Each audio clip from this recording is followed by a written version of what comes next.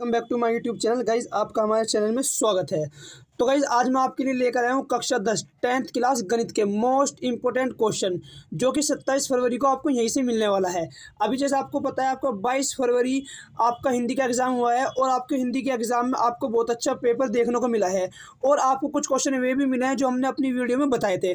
ऐसे ही मैं आपको अपने गणित के मोस्ट इंपोर्टेंट जो यूपी बोर्ड 2024 एग्जाम में आने वाले हैं और आपको बताऊंगी कौन कौन से सन में कौन सा क्वेश्चन पूछा गया था और कौन से क्वेश्चन मोस्ट इंपोर्टेंट हैं।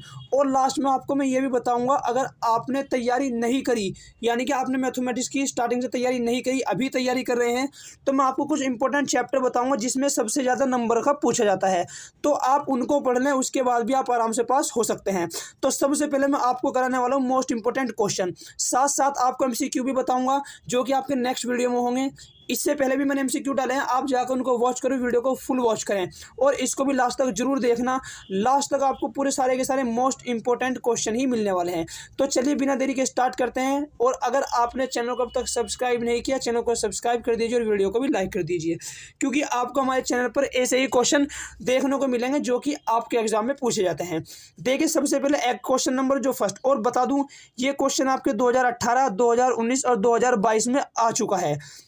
क्वेश्चन में क्या दिया हुआ है कि यदि द्विघात समीकरण 2x² प्लस के एक्स प्लस 3 बराबर 0 के दोनों मूल वास्तविक और बराबर हों। देखो अगर मूल वास्तविक और बराबर है तो के का मान ज्ञात कीजिए। सबसे पहले आपको बता दूं, अगर दोनों मूल वास्तविक और बराबर हों तो जो हमारा b² माइनस 4ac होता है, जो हमारा b² माइनस 4ac होता है वो इक्वल होता है 0 के।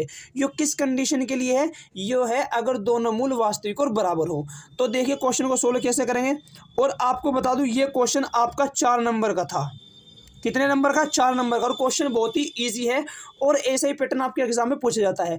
और मैं आपको चैप्टर वाइज भी बताऊंगा कि कौन कौन से चैप्टर आपके लिए इंपॉर्टेंट हैं। तो देखिए आपको दिया हुआ है 2x² प्लस के एक्स प्लस 3 और इक्वल में 0।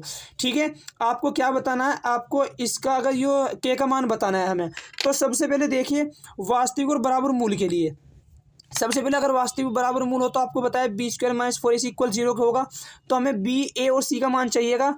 और b और ac के मान हम कैसे फाइंड करेंगे? तो सबसे पहले हम इस इक्वेशन की तुलना कर देंगे कि इक्वेशन 1 मान लें इसको, समीकरण 1 की तुलना ax² plus bx plus c equal 0 से करने पर। तो जैसे आप इसकी तुलना कर दोगे तो देखिए ए की जगह कितना आ जाएगा? ए की जगह आ जाएगा आपका 2, ए का मान 2 आ गया और बी का मान आ जाएगा आपका के, ठीक है, और सी का मान आ जाएगा आपका 3। तो यहाँ आपके तीनों मान निकल के आ गए, ए का भी, बी का भी और किसका? सी का भी। तीनों मान आ गए। और हम जानते हैं वास्तविक और बराबर मूल के लिए,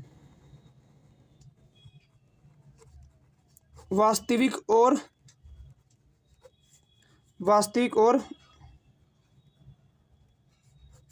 बराबर मूल के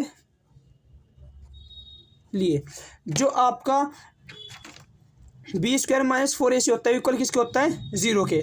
तो वास्तविक और बराबर मूल के लिए आपका b² माइनस 4ac इक्वल होता है 0 के। तो हम क्या रखें? हम यहाँ पर मान रख देंगे b का मान कितना है? k² माइनस 4, a की जगह हम 2 रख देंगे और c की जगह हम 3 रख देंगे और इक्वल में हमारा क्या हो जाएगा? 0। ठीक है, तो ये तो हमारा k² माइनस 4 दूनी 8 और 8 दिया 24 और इक्वल में कितना हो गया? 0। तो जो k है k² आ जाएगा आपका 24 और k को हम लिख सकते हैं रूट में 24। तो जो हमारा k है उसको हम ऐसे लिख लेंगे, इसके हम फैक्टर कर लेंगे 24 के, 2 1 जा 2, 2 2 जा 4, 2 6 जा 12, 2 3 जा 6 और 3 1 जा 3। तो ये काम जो है आपको बिल्कुल साइड में करना है, ये मैंने ही कर दिया। तो ये आ गया 2 × 2, 2 और 3। तो आपको पता है स्क्वायर रूट के अंदर पेयर बाहर आता है, तो यहाँ पर ये 2 बाहर आ गया, अंदर ये रह गया कि 2 × 3। तो k इक्वल आया आपका निकल के 2√6 और यही आपका क्या है? k का मान है। ठीक है, वो कितना इजी क्वेश्चन था और कितने नंबर में पूछा गया था? आपके पूरे 4 नंबर में। नेक्स्ट क्वेश्चन देखिए, क्वेश्चन आपको देखिए 18, 19, 20 और आपको 24 में ऐसा क्वेश्चन देखने को जरूर मिलेगा।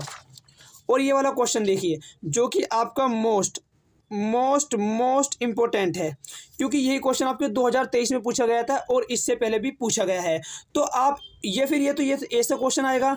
ये जो 2023 में आया था वो आपको क्वेश्चन था कि कुछ √5+7+ करके था। ये फिर आपसे सिंगल डिजिट में पूछ लेता है कि बताइए √7 ये √3 क्या है, एक अपरिमेय संख्या है। आएगा आपके 100%। और ये क्वेश्चन भी आपका 4 नंबर और 6 नंबर दोनों में पूछा जाता है। सिंगल डिजिट का आपका 6 नंबर में पूछा जाता है और जो 8 डिजिट होगी वो 4 नंबर में पूछी जाती है। सिंगल डिजिट का क्वेश्चन भी मैं आपको फुल एक्सप्लेनेशन के साथ जरूर कराऊंगा। तो देखिए हमें दिखाना है कि सिद्ध कीजिए 5 - √3 एक अपरिमेय संख्या होती है। हमें क्या दिया हुआ है 5 - √3। और गाइज मैं आपको बता दूं, हम मैथमेटिक्स नहीं आपके साइंस एसएसटी ड्राइंग तक के सभी के मोस्ट इंपॉर्टेंट एमसीक्यू और क्वेश्चन सभी बताएंगे।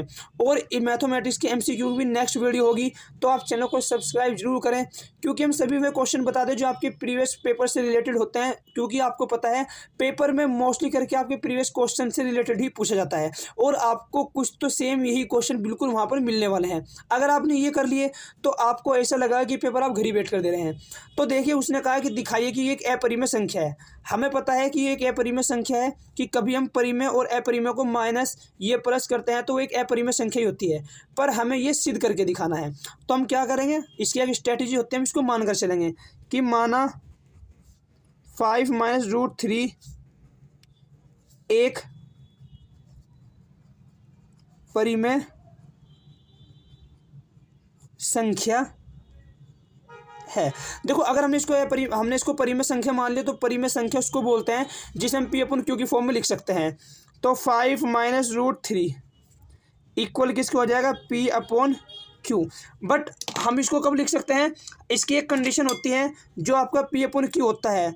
तो एक तो इसका जो Q होता है वो नॉट इक्वल 0 होना चाहिए, Q नॉट इक्वल 0, और HCF ऑफ PQ आपका 1 होना चाहिए। ठीक है, अब देखिए हमने दिखा दिया कि ये क्या है, अगर ये परिमेय संख्या है तो हमने दिखा दिया जिसे हम P/Q की फॉर्म में लिख सकते हो जो परिमेय संख्या बोलते हैं। अब देखिए ये आपकी एक अपरिमेय संख्या है और ये आपकी एक परिमेय संख्या है, और कभी भी आप परिमेय और अपरिमेय बराबर नहीं होती।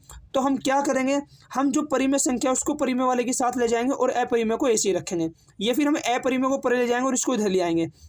तो ये हो जाएगा, ये परे जाके प्लस हो जाएगा, ये हो जाएगा √3।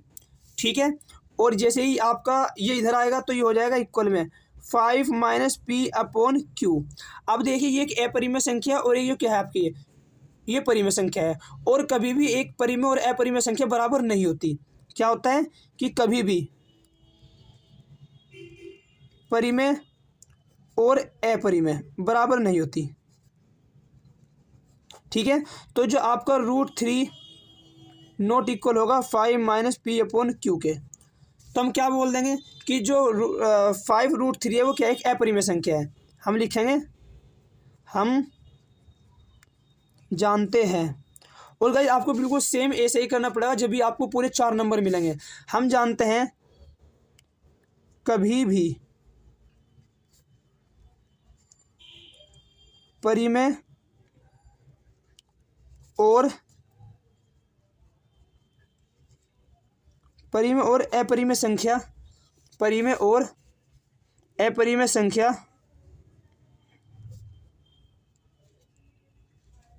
बराबर नहीं होती है, अतः 5 - √3 एक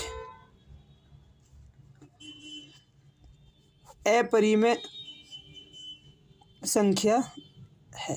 भाई यही क्वेश्चन था और ये आपके पूरे 4 नंबर का क्वेश्चन है। ठीक है, आपको 6 नंबर का ही बताऊंगा जो सिंगल डिजिट का होता है।